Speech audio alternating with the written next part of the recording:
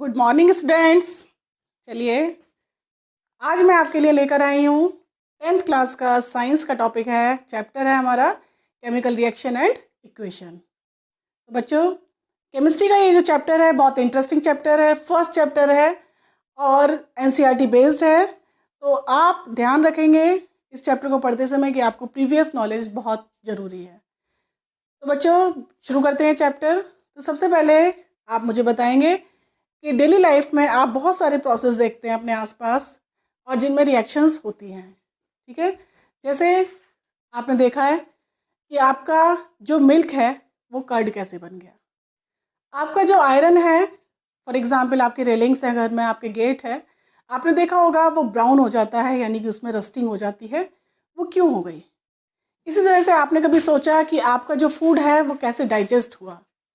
इसी तरह से आपने देखा कि आपका जो रेस्पिरेशन है वो कैसे हो रहा है, या बारिश कैसे हो रही है, बादल कैसे बन रहे हैं, फ्रिज में आइस कैसे बन गई। तो बच्चों ये सब रिएक्शंस होती हैं, ये चेंजेस होते हैं हमारी लाइफ में। दो तरह के चेंजेस हैं, ये आपने 9th में पढ़ा था। एक होता है हमारा physical change and second is you know that chemical change. What is physical change? Physical change क्या है?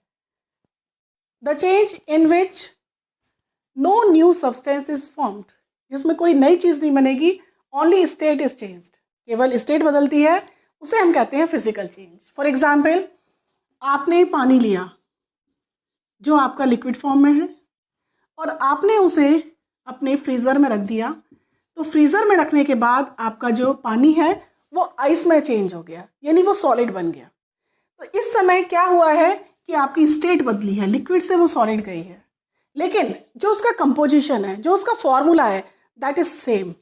What is the composition of water, या what is the formula of water? H2O। And what is the formula of ice? H2O। इसी तरह से पानी को अगर हमने गर्म कर दिया तो पानी हमारा क्या बन जाएगा? पानी हमारा स्टीम बन जाएगा, यानी गैसियस स्टेट में आ जाएगा। लेकिन इस समय भी इसका फॉर्मूला क्या है? H2O। It is physical change. Clear? Physical state में केवल आपकी क्या बदली है? स्टेट बदली है, ठीक है। सेकेंड आपके लिए जो आज है मेन टॉपिक वो है केमिकल चेंज। केमिकल चेंज क्या है? A change in which new substance is formed.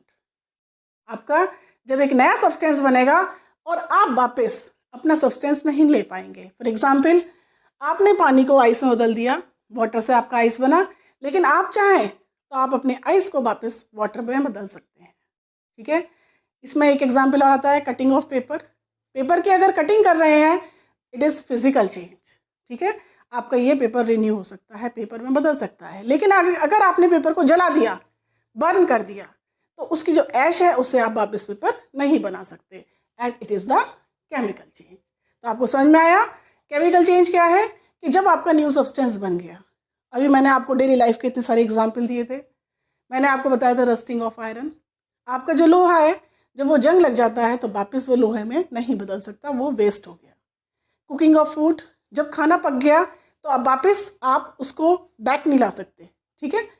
Digestion of food, fermentation of fruits, ये सब क्या है आपके? ये सारे के सारे आपके केमिकल चेंज हैं, जिसमें वापस हमारा वो सब्सटेंस जिससे वो बने हैं दोबारा नहीं बन सकता। इन्हीं केमिकल चेंजेस में अब वर्ड आता है केमिकल रिएक्शन।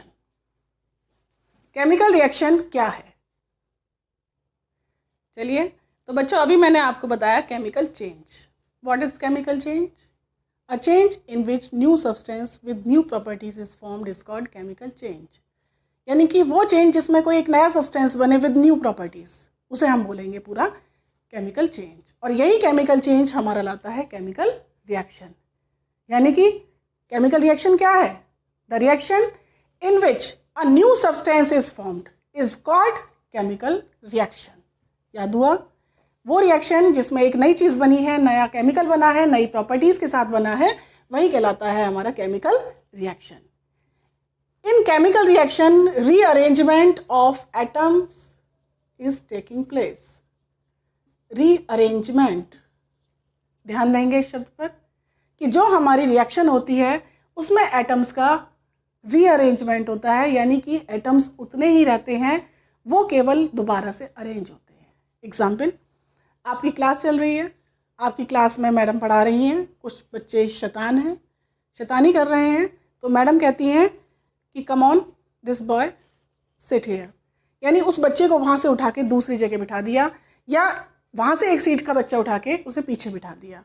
तो आपकी क्लास में जो आपके स्टूडेंट्स का नंबर है इट इज़ सेम, ठीक है, number of students are same, but arrangement is changed, arrangement change हो चुका है। जैसे आप एग्ज़ाम देते हैं तो सीटिंग अरेंजमेंट होता है, आपकी सीट पे जो नंबर डला है आप अपने रोल नंबर के अकॉर्डिंग उसी सीट पर बैठेंगे, ठीक है। लेकिन अगर आपकी सीट को बदल दिया जाए तो अब आप दूसरी सीट पर पहुंच जाएंगे। तो यही हमारा अरेंजमेंट चेंज होना ही क्या बन जाता है, केमिकल रिएक्शन, ठीक है। यह हुई एक डेफिनेशन। दूसरी डेफिनेशन क्या होती है, a reaction in which old bonds are broken, यानी पुराने बॉन्ड टूटते हैं and new bonds are made, नए बॉन्ड बनते हैं, उसे हम कहते हैं केमिकल रिएक्शन। फॉर एग्जाम्पल लेके चलेंगे तो ज़्यादा अच्छे से समझ में आएगा भी। फॉर एग्जाम्पल हमने लिया हाइड्रोजन और ऑक्सीजन, आपने हाइड्रोजन और ऑक्सीजन लिया और उन दोनों की करा दी रिएक्शन, तो क्या मिला आपको, आपको मिला वाटर, यानी कि H2। इसमें हम बैलेंस्ड इक्वेशन लिखते हैं, यह भी आपको बाद में सिखाया जाएगा। It is a complete equation, it is the complete reaction. Reaction क्या है कि when water reacts with oxygen, water is sorry hydrogen reacts with water, hydrogen reacts with oxygen, water is formed, यानी जब हाइड्रोजन और oxygen की reaction होती है तो पानी बनता है। अब इसमें देखेंगे रीअरेंजमेंट और कैसे पुराने एटम के बॉन्ड्स टूटेंगे और नए बनेंगे। देखिए ये है H2, यहाँ पर ये जो बॉन्ड है ये टूटेगा, ये है O2, इसका भी बॉन्ड टूटेगा और क्या बनेगा, नए बॉन्ड बन गए। जो पुराने बॉन्ड थे वो हाइड्रोजन और ऑक्सीजन के बीच में थे, यानी कि ऑक्सीजन ऑक्सीजन, हाइड्रोजन हाइड्रोजन। लेकिन जो नए बॉन्ड बने हैं वो किसके बीच में बने हैं, हाइड्रोजन और ऑक्सीजन के बीच में, ठीक है।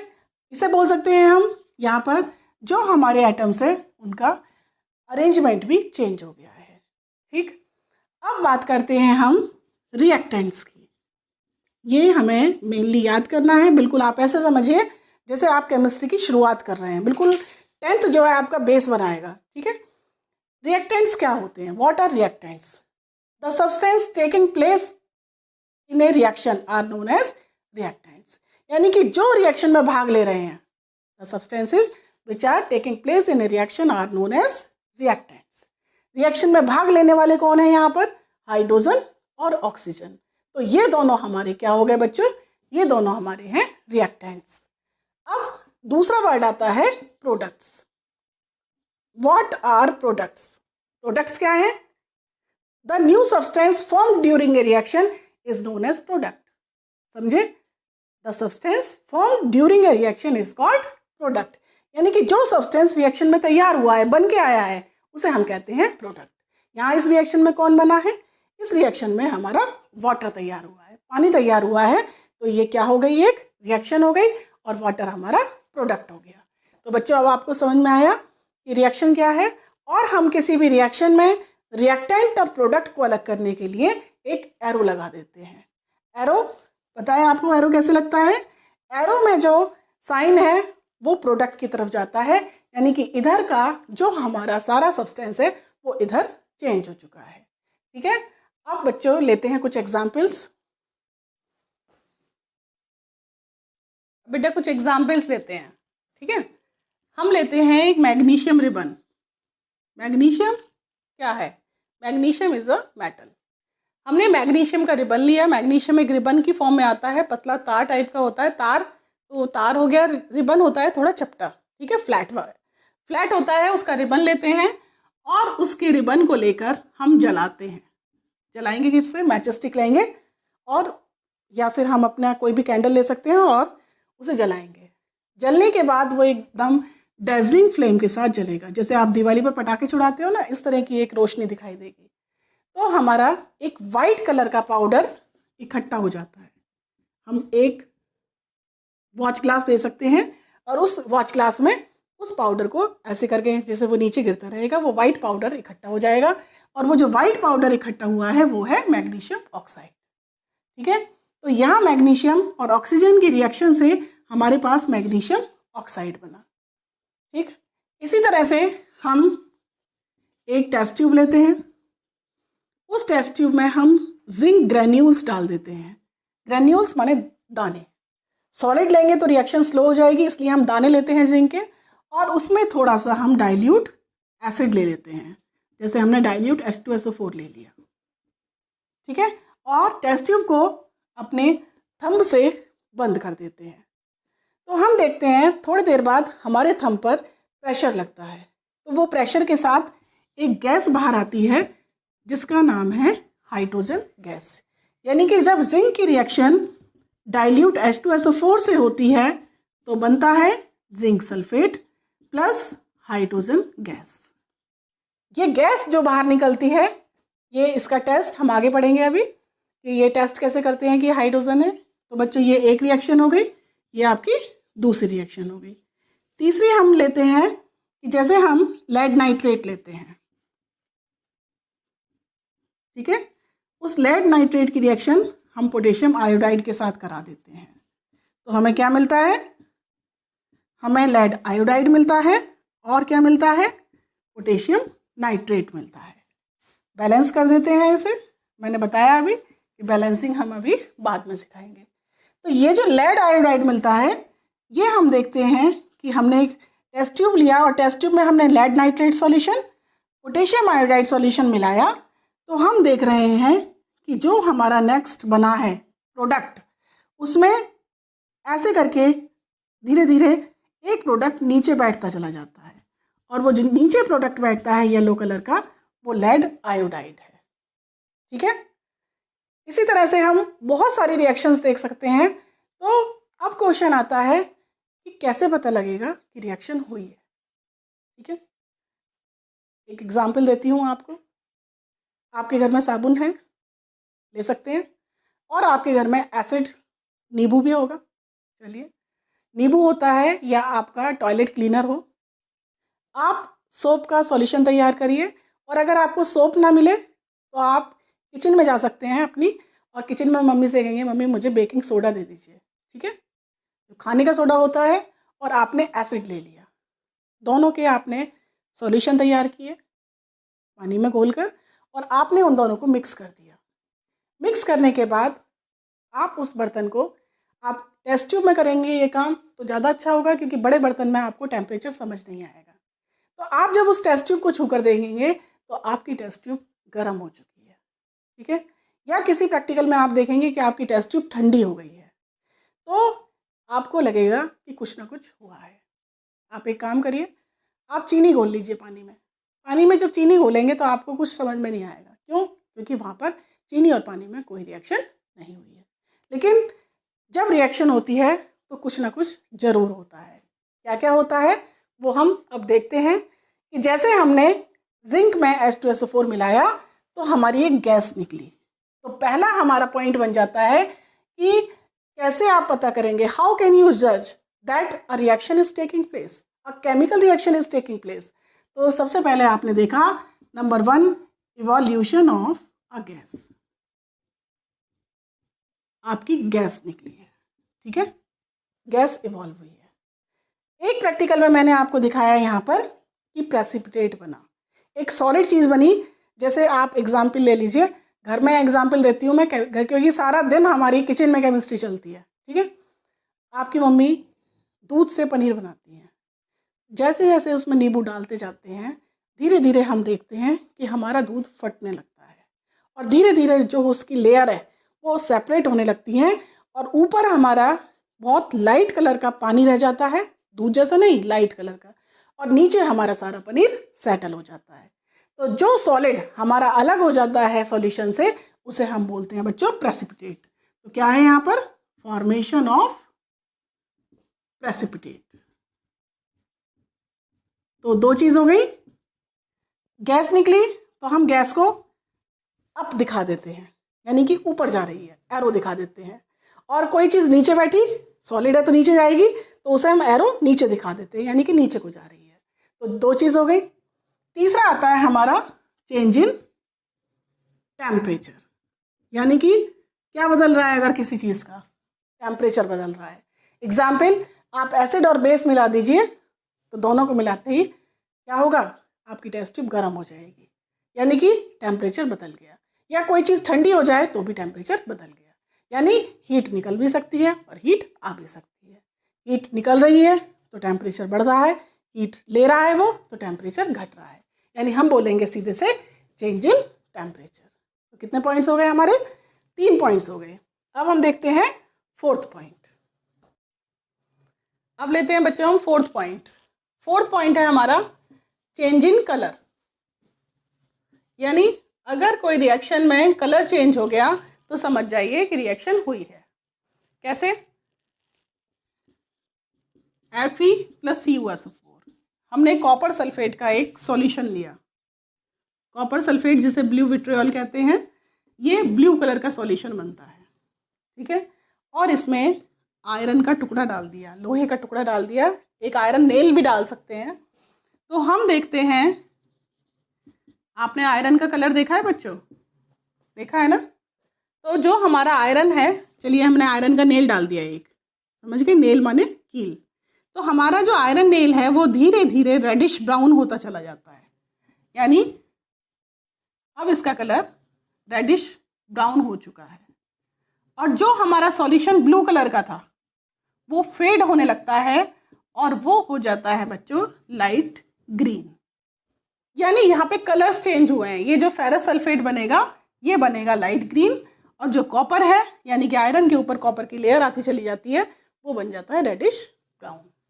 तो हमने देखा कि कैसे कलर चेंज होने से हमें पता लगा कि रिएक्शन हुई है।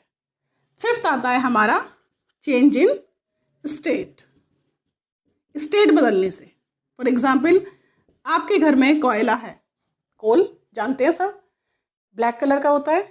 आपने कोल का पाउडर ले लिया या कोल ले लिया, तो हमारा जो कोल होता है वो सॉलिड होता है।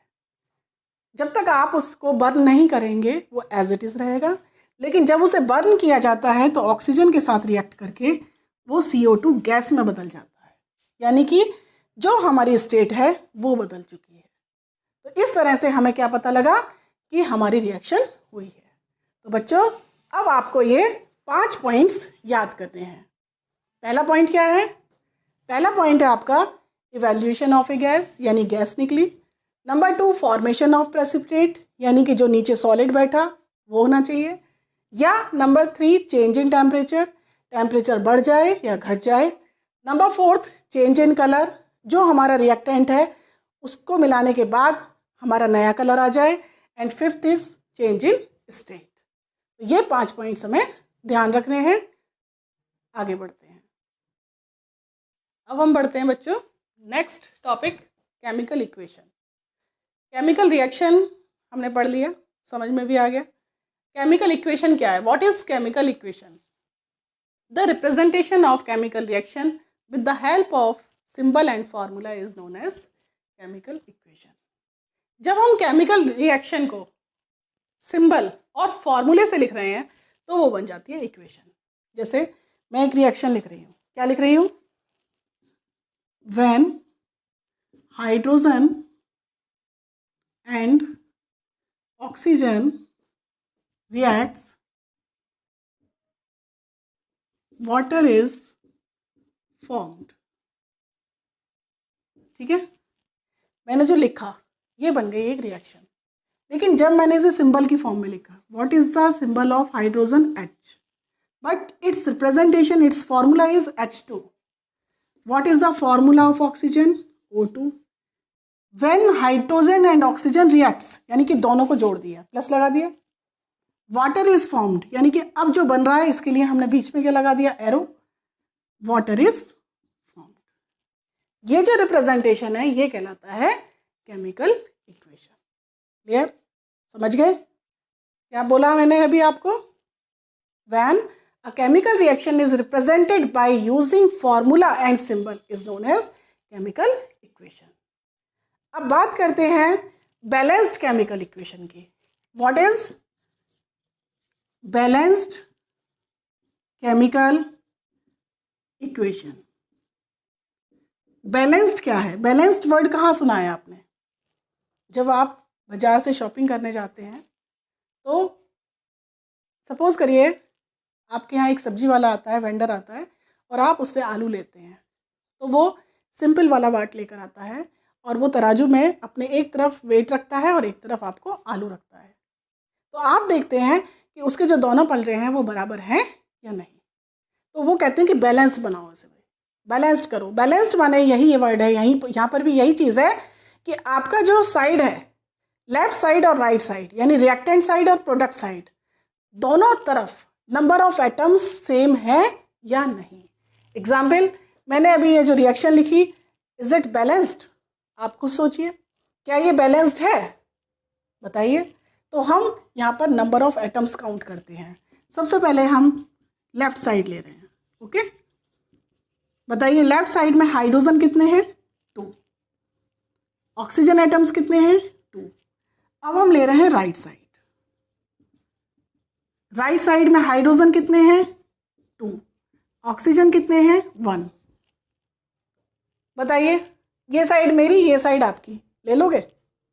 पिज़्ज़ा खा रहे हैं भाई, हाफ करा, और हाफ में कैसा करा? हाफ, एक पार्ट ज़्यादा कर दिया, एक पार्ट कम कर दिया। आप कौन सा वाला लोगे? ज़्यादा वाला ही लोगे ना। लेकिन नहीं, हमें क्या करना है? बिल्कुल बराबर करना है। तो अब ये बराबर नहीं है। आप कौन सी साइड पसंद करेंगे? भाई हम तो सही है, हम तो दोनों बराबर करके चलेंगे। तो कैसे बराबर करेंगे बताइए? बैलेंस कैसे बनाएंगे? जब हम यहाँ पर ऑक्सीजन 1 है तो ऑक्सीजन को 2 कर लेते हैं, ठीक है, हो गया 2। और हम H2 को देखते हैं, अब यहाँ पर 2 2 जा 4 हो चुके हैं, तो यहाँ पर हम 2 लगा देते हैं। तो ये बन जाती है बच्चों बैलेंस्ड केमिकल इक्वेशन। तो बैलेंस्ड केमिकल इक्वेशन क्या है? What is balanced chemical equation?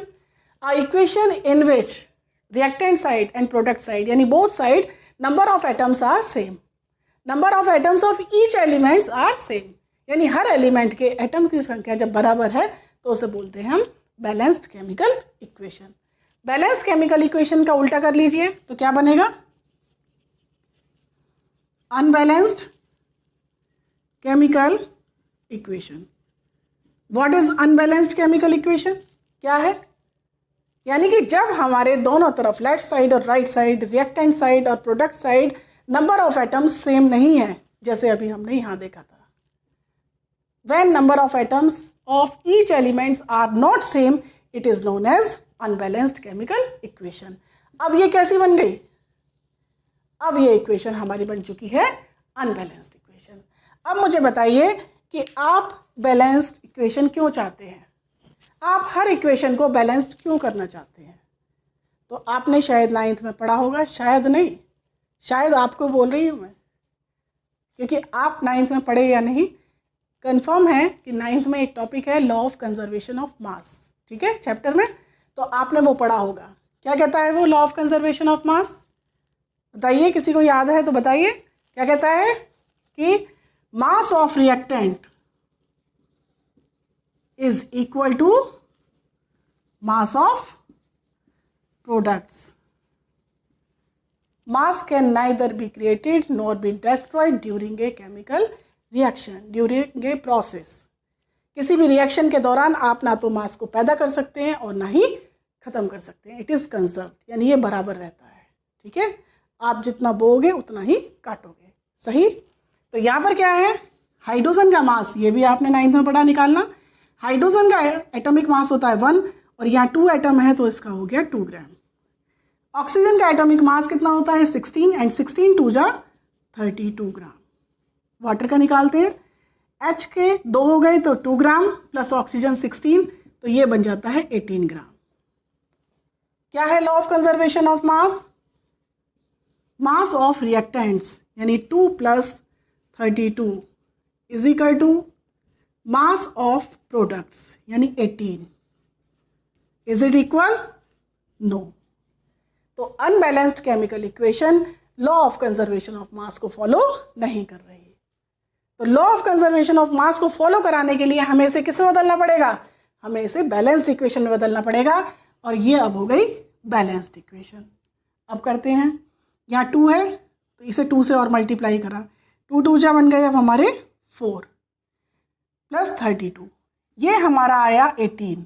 आगे क्या लगा हुआ है 2 मोल्स, यानी कि अब 18 को 2 से मल्टीप्लाई करेंगे तो ये हो जाएगा हमारा 36। अब 22 प्लस 4 इज इक्वल टू 36 ग्राम, यानी रिएक्टेंट साइड में कितना हो गया आपका 4 प्लस 32 36 ग्राम, और प्रोडक्ट साइड में भी कितना हो गया 18 2 जा 36 ग्राम। समझ गए आप कि जब आपने दोनों तरफ एटम बैलेंस्ड कर दिए तो उनका मास भी बैलेंस्ड हो गया, मास भी बराबर हो गया, और उसने law of conservation of mass को फॉलो किया। तो आपको बहुत अच्छे से समझ में आया कि बैलेंस्ड इक्वेशन क्या थी और अनबैलेंस्ड इक्वेशन क्या थी। अब देखेंगे हम नेक्स्ट टॉपिक। देखिए बच्चों, अब हम सीखेंगे बैलेंस करना। अभी मैंने थोड़ी देर पहले बताया आपको कि law of conservation of mass को फॉलो करने के लिए हम रिएक्शन को बैलेंस्ड करते हैं। तो बैलेंस करने के लिए हमारे पास कुछ ट्रिक्स होनी चाहिए। देखिए बच्चों, बैलेंसिंग के हमारे मेथड्स होते हैं, 4 मेथड्स हैं बैलेंसिंग के, लेकिन वो जो बैलेंसिंग के मेथड्स हैं वो 11th में हैं, अभी नहीं है। अभी आप सिंपल तरीके से बैलेंसिंग सीख लेंगे। तो जैसे कोई भी हम एक इक्वेशन उठा रहे हैं, ठीक है, एक बहुत ही सिंपल सा एग्जाम्पल ले रही हूँ मैं, H2 plus Cl2 gives out HCl। ये केमिकल रिएक्शन है, इसे हमने सिंबॉलिक फॉर्म में लिख लिया तो बन गई अब क्या, अभी बताया था ना थोड़ी देर पहले, मैंने मुंह से बोला when hydrogen reacts with chlorine hydrogen chloride is formed. तो ये क्या है, ये बच्चों सिर्फ एक केमिकल रिएक्शन है, और जब हमने इसे सिंबॉलिक फॉर्म में लिख दिया, फॉर्मूले के फॉर्म में लिख दिया, तो ये कहलाती है केमिकल इक्वेशन। और फिर तीसरे नंबर पर आता है बैलेंस्ड केमिकल इक्वेशन।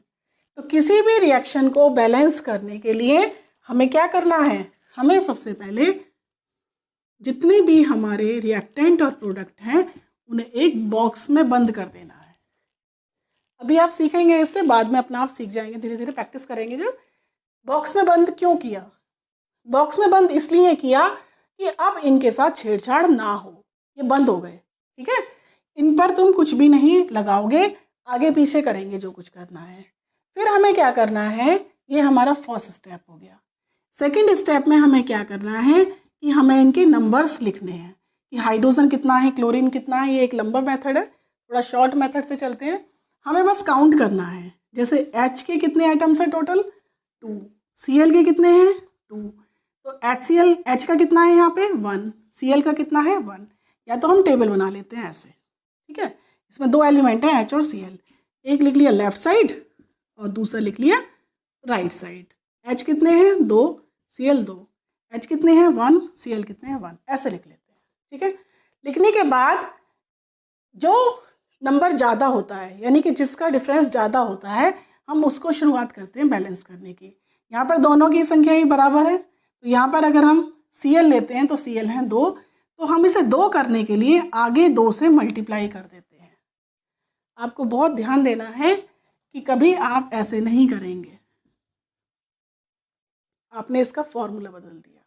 जैसे आपको अच्छे से पता है what is the formula of water, H2O, और अगर मैंने O में यहाँ 2 लगा दिया तो ये बन जाएगा बच्चों हाइड्रोजन परऑक्साइड, यानी बिल्कुल कंपाउंड ही चेंज हो जाएगा। तो आपको कभी भी इस तरीके से फॉर्मूले नहीं बदलने हैं, बल्कि क्या करना है, आपको फॉर्मूले से सिर्फ आगे यानी शुरू में यानी पहले लगाना है। अब आप काउंट करेंगे, Cl कितने हो गए 2 से मल्टीप्लाई करने पर 2, और H भी कितने हो गए हमारे 2। तो अब ये क्या बन गई आपकी, अब ये बन गई आपकी बैलेंस्ड इक्वेशन, ठीक है। अब अगला एग्जाम्पल लेते हैं।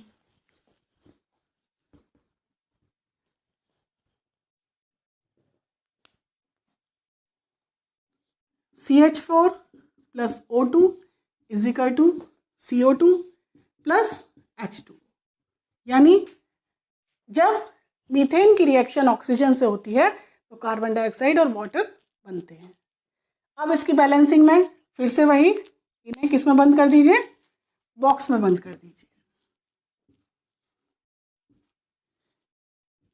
आप चाहें तो फिर टेबल बना लीजिए, ना चाहें तो डायरेक्ट शुरू कर सकते हैं। कार्बन के नंबर कितने इधर 1, हाइड्रोजन कितना है 4, ऑक्सीजन कितना है 2, इधर चले, कार्बन कितना है 1, ऑक्सीजन कितना है 2।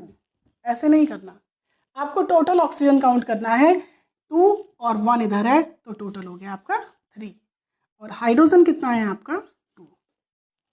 ध्यान रखेंगे रिएक्शन बैलेंस करते समय सबसे पहले हमें वो एटम उठाना है, वो एलिमेंट उठाना है जिसके एटम्स सबसे ज़्यादा हैं।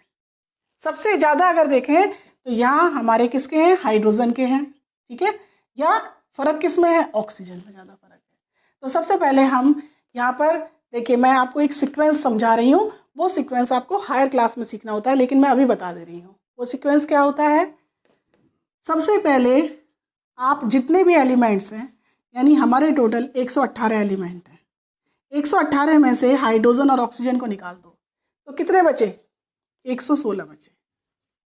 तो बैलेंस करते समय सबसे पहले आपको 116 एलिमेंट का ध्यान रखना है, हाइड्रोजन और ऑक्सीजन को भूल जाना है, ठीक है। 116 नंबर 1 पे आएंगे, यानी बैलेंस सबसे पहले किसे करना है, 116 को। आपके घर में आपके ग्रैंड पेरेंट्स रहते हैं, ठीक है, आपके बाबा जी हैं, दादाजी जिसे कहते हैं, या आपकी दादी जी हैं, बच्चे हैं और मम्मी पापा हैं। तो आपकी मम्मी सबसे पहले खाना किसको खिलाती है, सबसे पहले हम बड़ों को देखते हैं, है ना। हर चीज़ में सबसे पहले किसको देखते हैं, बड़ों को। फिर बारी किसकी आती है, बच्चों की, और फिर बारी किसकी आती है, पापा की, और एंड में आता है किसका नंबर, आपकी मम्मी का नंबर। जो आपके घर में जो मेन करने वाले होते हैं ना, उनका नंबर फिर बाद में आ जाता है, ठीक है। कुकिंग में कभी भी ऐसा नहीं होता कि खाना बना रही है मम्मी और सबसे पहले खुद खाएंगे, नहीं, ठीक है। तो यहाँ पर भी हमें ध्यान रखना है कि 118 एलिमेंट्स में सबसे पहले बैलेंस किसको करना है, 116 एलिमेंट को। सेकंड नंबर पे बारी किसकी आएगी, ऑक्सीजन की। और थर्ड नंबर पे किसकी बारी आएगी बच्चों, हाइड्रोजन की बारी आएगी। तो इस तरह से आपका एक सीक्वेंस बन गया, ठीक है। अब यहाँ पर जो बैलेंस कर रहे हैं, यहाँ पर कार्बन को लेंगे सबसे पहले, क्योंकि कार्बन हाइड्रोजन ऑक्सीजन नहीं है। कार्बन को जब हम लेंगे, लेकिन कार्बन का नंबर दोनों तरफ बराबर है, तो अब बारी किसकी आएगी, अब बारी बच्चों आती है आपकी ऑक्सीजन की। इधर ऑक्सीजन 2 है और इधर ऑक्सीजन 3 है। तो हम क्या करते हैं, हम इधर पहले इसे 2 से मल्टीप्लाई करते हैं। तो 2 2 जा कितने ऑक्सीजन हो गए, इधर 4, और इधर कितने हैं अब, 3 हैं। तो अगर हम इसे यहाँ 2 से मल्टीप्लाई कर दें तो अब काउंट करिए, यहाँ ऑक्सीजन 2 है और यहाँ 2 से मल्टीप्लाई किया तो 2 + 2 = क्या हो गया, 4 हो गया आपका। ऑक्सीजन बैलेंस्ड हो गया। अब तीसरे नंबर पर किसकी बारी आई है, आपके हाइड्रोजन की। अब इधर देखिए हाइड्रोजन कितने हैं, हाइड्रोजन है 4, और यहाँ हमने 2 लगाया तो 2 2 जा हो गए 4।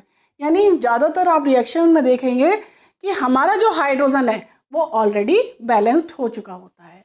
यानी कि पहले नंबर पर जब हम बाकी एलिमेंट्स को करेंगे, कार्बन, नाइट्रोजन जो भी है आपका, उसको करेंगे, सेकंड पे ऑक्सीजन, तो आप देखेंगे रिएक्शन में ऑटोमेटिकली जो आपका हाइड्रोजन है वो बैलेंस्ड हो चुका है। एक और एग्जाम्पल ले लेते हैं।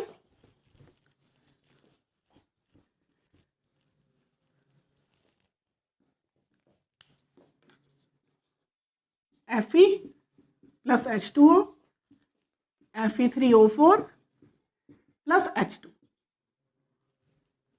ठीक है। आयरन की रिएक्शन वाटर से हुई तो बना Fe3O4 + H2। अब यहाँ पर बैलेंस कैसे करेंगे, तो सबसे पहले हमने बना लिए बॉक्सेस। अब हमने देखा Fe इधर कितना है, 1, इधर कितना है, 3। फिर देखा हमने H कितना है इधर, 2, उधर भी 2। फिर देखा O कितना है इधर, 1, और इधर कितना है, 4। अभी मैंने आपको एक रूल पढ़ाया, अब मुझे आप में से कौन बताएगा कि सबसे पहले किसको बैलेंस करेंगे, बताइए आप आयरन, हाइड्रोजन और ऑक्सीजन में से पहले किसको बैलेंस करेंगे, हम सबसे पहले बैलेंस करेंगे आयरन को। तो आयरन कितना है इधर नंबर में, 1, और इधर कितना है, 3। तो अगर हम इसे 3 से मल्टीप्लाई कर दें तो हमारा जो आयरन का नंबर है वो बिल्कुल सेम हो चुका है। हो गया, एक एलिमेंट बैलेंस हुआ। अब बारी किसकी उठाएंगे आयरन के बाद, ऑक्सीजन की। ऑक्सीजन कितना है इधर, 1, इधर कितना है, 4। तो यहाँ ऑक्सीजन 1 है तो यहाँ कितने से मल्टीप्लाई कर दीजिए, 4 से। तो अब दोनों तरफ हमारा ऑक्सीजन कितना हो चुका है, 4 4, ये भी बराबर हो गया। अब कौन बचा, अब बचता है H कितना हो गया, अब यहाँ 2 नहीं रहा, बल्कि 2 की जगह कितना हो गया, यहाँ 2 की जगह वो 8 हो गया। तो अब यहाँ पर कितना है, 2, और 8 करने के लिए आप इसे यहाँ किससे मल्टीप्लाई करिए, 4 से। तो जब आपने इसे 4 से मल्टीप्लाई किया तो अब ये कितना हो गया, 8। अब दोबारा देख लीजिए, एफ ई कितना हो गया, 3। यहाँ पर भी एफ ई कितना है, 3। एच कितना हो गया, 4 2 जा 8, 4 2 जा 8। ओ 4, ओ 4। बताइए आपको समझ में आया कि ये बैलेंस्ड कैसे हुई? It is now a balanced chemical equation. तो बच्चों आपने देखा कि इस रिएक्शन में क्या हुआ कि आयरन का नंबर हमारा कितना था, 1 था। हमने इसे कितने से मल्टीप्लाई करा, 3 से मल्टीप्लाई करा, तो ये 3 हो गया। यानी आयरन भी 3, इधर भी 3, हाइड्रोजन 8, ऑक्सीजन 4, तो लेफ्ट साइड और राइट साइड दोनों कैसी हो चुकी है, हमारी दोनों साइड इक्वल हो चुकी है। तो बच्चों उम्मीद है मुझे आज का लेक्चर आपको बहुत अच्छे से समझ में आया होगा। देखिए बच्चों, मैं 12th को टीच कर रही थी, तो बच्चों के मेरे पास कमेंट्स आने लगे कि मैम हमारे लिए भी एक लेक्चर तैयार करो। तो मैंने आज तुम्हारा साइंस का फर्स्ट लेक्चर तैयार किया। ठीक है, ओके बच्चों, नेक्स्ट लेक्चर में हम फिर मिलेंगे। जब तक के लिए